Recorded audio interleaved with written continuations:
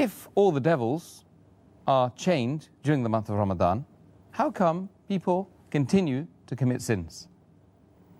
And I do agree with you, this is a common question. And I remember several years back when I was in school and when I heard this hadith that the devils are chained in the month of Ramadan, immediately the question that came to my mind, and the question that comes to many Muslims' mind and many non-Muslims, is that if the devils are chained, then how do human beings yet commit sins?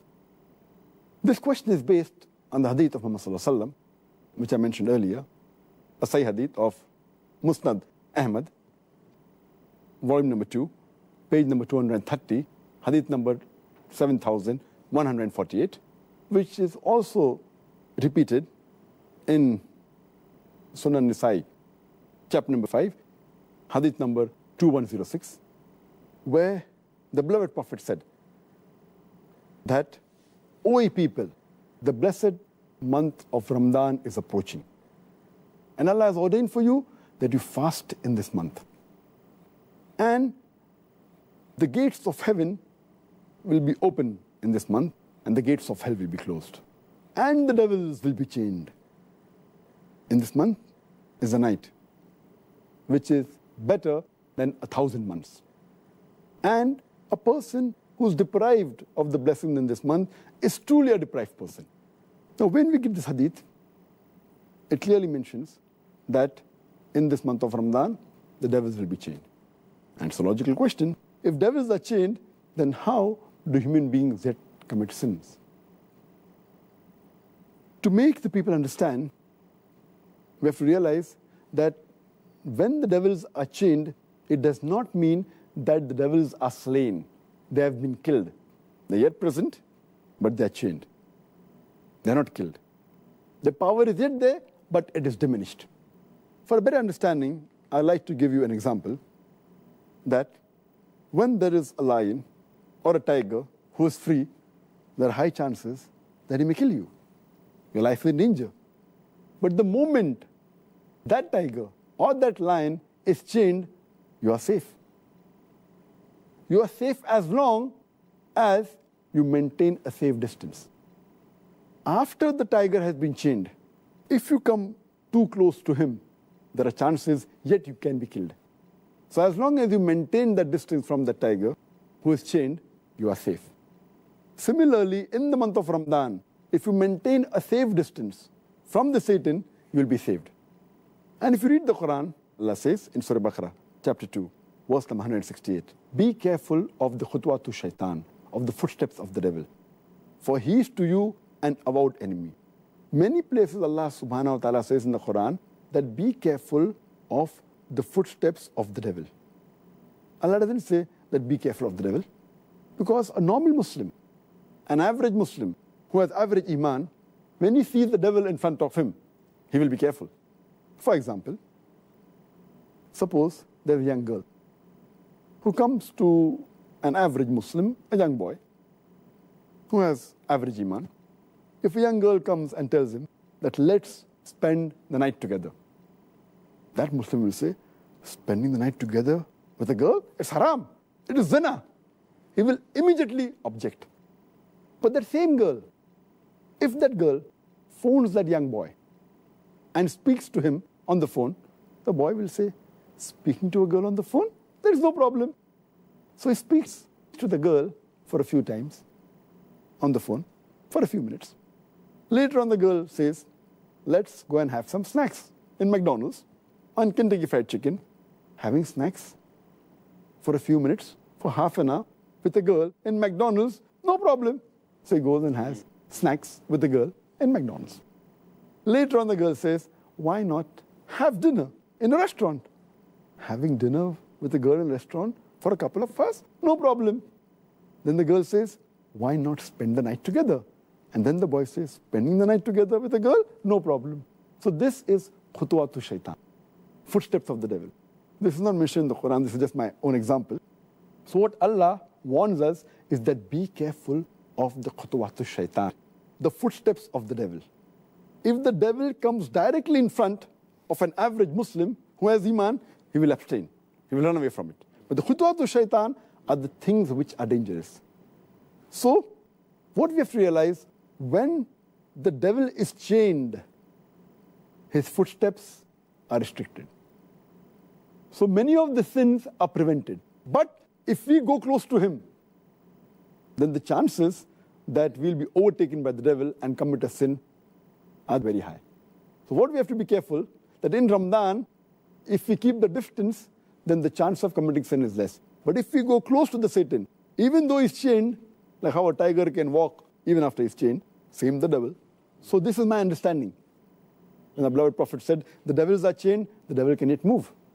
But less distance, so if we keep the distance, we'll be safe.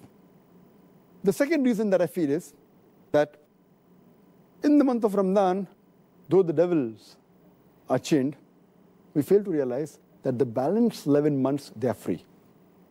And the impact that the devil has on the human beings for these 11 months, it leaves those impact, that impression in the month of Ramadan. To give a better understanding, I always give the example that there are drug peddlers which try and get customers, the youngsters from the colleges, from the universities. So what they do initially, they give the drug free. And they entice the youngsters for having drugs. Later on, after some time, they charge a nominal amount for that drug. Later on, they charge an exorbitant amount. But by the time, the youngster is already hooked on to the drug. So even if the drug dealer is not there, they will try and find where the drug dealer is. They will go out of the way to find him and get the drug. And many of them, even if the drug peddler, the drug dealer, is imprisoned by the law, they will go out of the way to find someone else. They may go in a chemist shop and buy mandrakes, whatever it is. They are so much hooked onto it. So these people who have become addicts to drugs, or rather say, addicted to the Satan, even though the Satan is imprisoned, the effect is yet there. So in this way we understand, as a drug dealer, as a drug peddler, even after he goes, the drug addict gets accustomed to that drug. So we human beings, we are accustomed to the sin.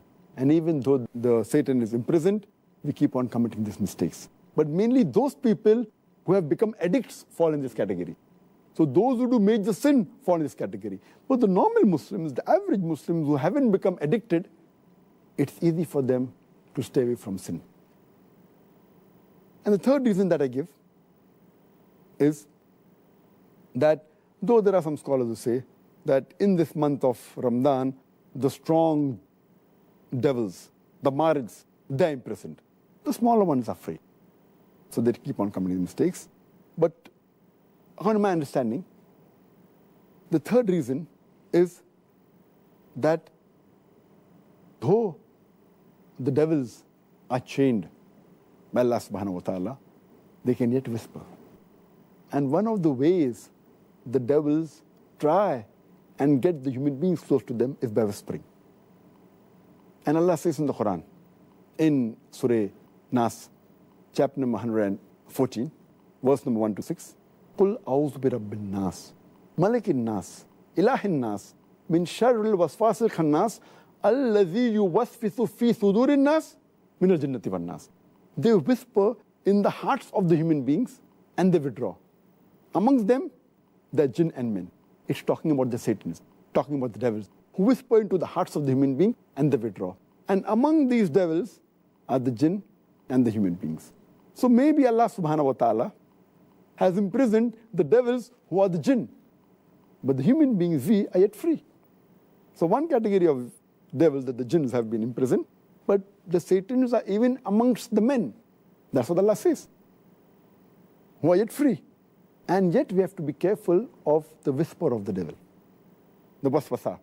This waswasa mainly is the thing that attracts towards the sin. The sins they had committed, but the chances are less. And furthermore, it's clearly mentioned in the full hadith that Allah has ordained for you in this month of Ramadan that you should fast. Only if you fast, according to me, will the devils be imprisoned. That's talking about the devils that are going to attract you. So Allah says, if you fast, Allah has ordained for you fasting. and the devils will be put in chains. So the devils that are after you, if you fast, surely they'll be restricted. The criteria for us to be away from the devil is to fast. If you fast with the proper niyyah, seeking the reward of Allah subhanahu wa ta'ala, surely the devil will not be able to entice you. And the best logical way to prove this is if we check the crime rate of the Muslim countries during Ramadan, it goes down. But if you check the crime rate of the non-Muslim countries in Ramadan, it is the same. The reason is that because they are not fasting, the non-Muslims, this devil yet has an effect on them. Because the Muslims are fasting, if not all properly, at least majority, or at least quite a large number. So because of that, the crime rate in the Muslim countries in the month of Ramadan is low as compared to the other months. But the crime rate in the non-Muslim country is approximately the same, indicating otherwise, even the non-Muslims, they will not commit any sins. So the criteria is that you have to fast properly for the sake of Allah subhanahu wa ta'ala.